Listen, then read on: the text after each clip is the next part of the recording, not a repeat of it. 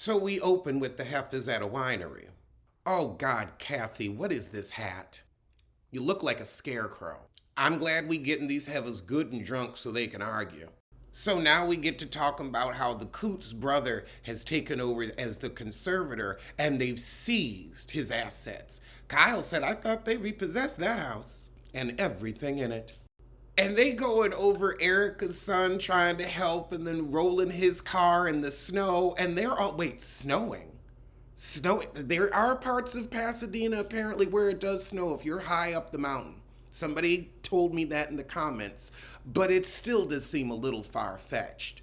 So first Tom is in the accident, then the son walks away unscathed, and as everyone retells these stories, no one is buying them. When Garcelle said, oh, you can't make this up. Oh, but she did, hon. She did. And she didn't do a good job of it. So Sutton says, well, wait, how does she know what's going on with him if they're not speaking? And Garcelle's like, cut it. You're going to start it all up again. You're going to get an or what? Or what? Sutton gonna say, look, I'm tired of being Nancy Drew. I'm gonna let Scooby and the Mystery Machine Gang solve this one because y'all want to yell at me and throw me up under the bus. Up under the bus.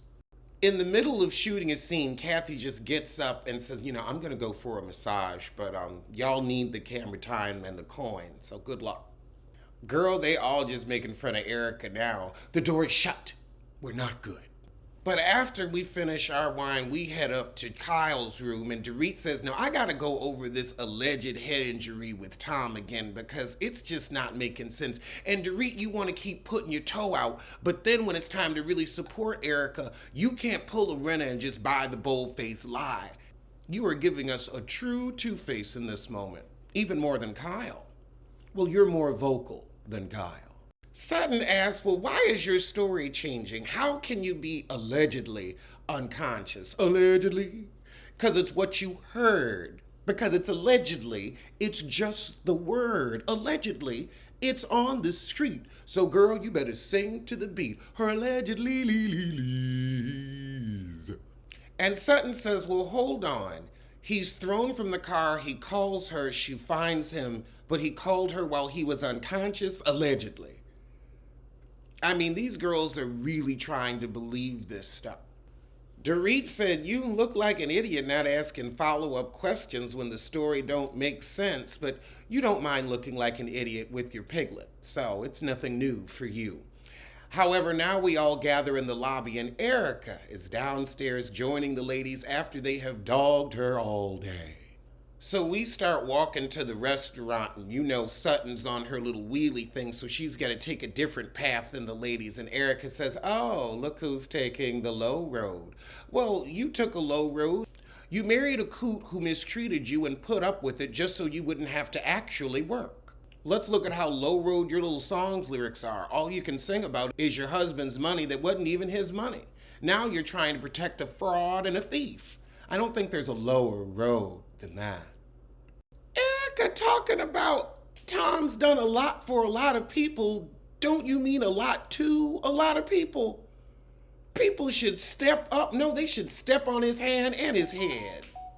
So Sutton and Gabrissi are tired of the girls being so fake to Erika's face and kissing her ass when they really want to ask questions.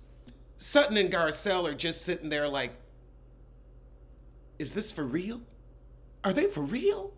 You were just doing an impression of we're not good. But now it's all, oh, I'm so glad your son's okay. Poor Tom. Now see, Kyle, you trying to start shit, you gonna say, oh, cat got your tongue, Sutton? You know she ain't speaking to her. But for a split second after that, Erika's nice to Sutton and congratulates her on that tacky store. Sutton's like, what, do you want that? Is that what you're gunning for? Gonna put up some bad reviews? I don't trust you, heifer. Erika really thinks she the best in the group because she said, I'm not going to ruin everybody's trip. No, you ruin it, heifer. And you're not the most adult. You may have the most adult Instagram, but you're not the most adult. Threatening someone when you have nothing to threaten them with, that's childish. So the next morning, Garcelle and Sutton get together in her room and talk about Erika Jane's Jekyll and Hyde attitude with her. Garcelle said, I couldn't believe she spoke to you either. But Erika upstairs and she hear them talking about her. and says, "You know I can hear you gossiping, so I guess we're back to square one." Crystal, you ain't gotta be mad at Renna for not showing up in a bathing suit cause you got your ass out alone. You don't have an ass to be out. You are giving straight up prepubescent boy in that bathing suit. Not a hip, not a curve.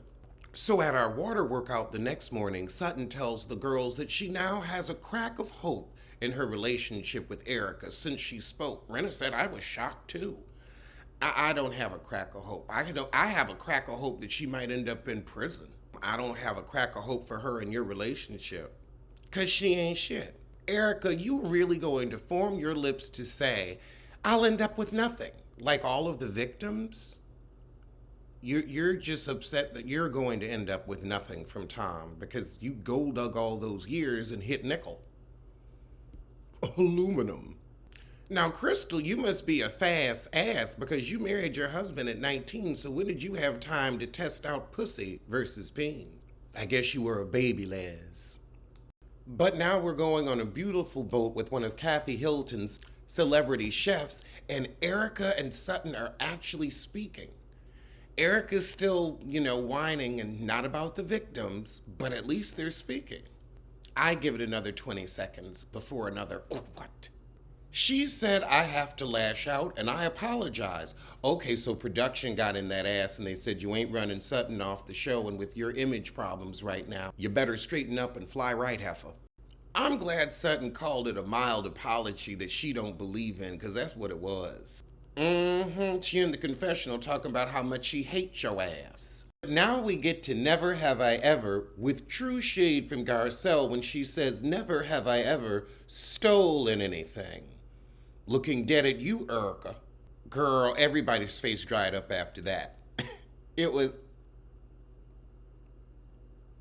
I don't want to react. I can't believe the gaffes Rinna gave in her confessional after that, because Rinna, you always saying it but not saying it and then telling other people to own it. This is your game, she just plays it better. And Erika's just sitting there nodding her head like she's taking your order at Burger King. Shout out to Got to Be Real. Erika, you don't like that shit because she's calling you on your shit. You're a thief and we know it. Clap your hands. Erika gone ask, "Have I learned lately Noah's mission is no admission?" Girl, you and these allegedlys and these cop-outs. Just say he stole and I didn't know. But now it's time for sex talk. Who's had sex on a plane? Who's had sex in a doctor's office? Who's eating pussy? They trying to give lady in the street and a freak in the sheet. Erika said, "I ain't got no problem pegging. I ain't pegged before, but yeah, I do it." Okay, Erika, we get it. You're looking for a new husband and you don't care if he's gay or straight, just as long as he can pay your bills. Oh, Lord, now Sutton crying over this fake friendship with the heifer that don't like you. I need you to save your tears for somebody better. Give those tears to the victims. Well, that was the shit.